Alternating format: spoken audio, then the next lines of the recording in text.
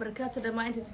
tiktok ku jirto idin salaamaya waxaan agteeda fadhiyo waa misiwol alxamdulillah way noo soo nabad noqotay wixii soo gaaray iyo wixii dib soo gaaray iyo wixii dhaawac soo gaaray anaga baa dib ka soo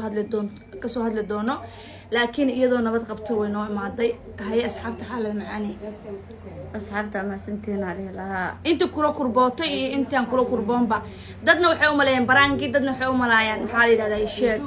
saddex biri maanta ku tahay caawad iyo ku heed galabta ilaahay noo soo sameeyay meeshii aan ka helnay iyo waxa soo dhan anaga dib ka hadli doono waana dareemi kartiin qof dhibaato aragtay iyo qof farxad iyo kibir ku jirtay inaysan shaqo iyo shaqo isku lahayn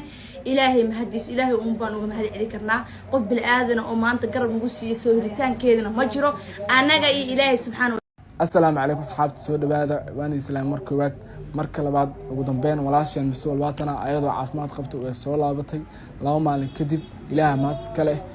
asxaabta aad amaasantiin walaasheen masuul asxaabta maxaa leedahay ما سنتين أنا ده أكسر أصحاب ماشي سوق سلامة وحول بوضع أنا مش جارمي وحول بي أنا وضع أنا كم موجودين كان إسكهر لا وحول بدها وحول بأنا أكرمت حيتها أنا كهر لنا جارمي ماشي سنة بسلامة مرة أنا قدي ولا شيء نبض قبته عافمات كده تامي هاي الله سانة قبضا إن شاء الله ويحكي لنا قدالا كسو قدونتين وما هتسنتين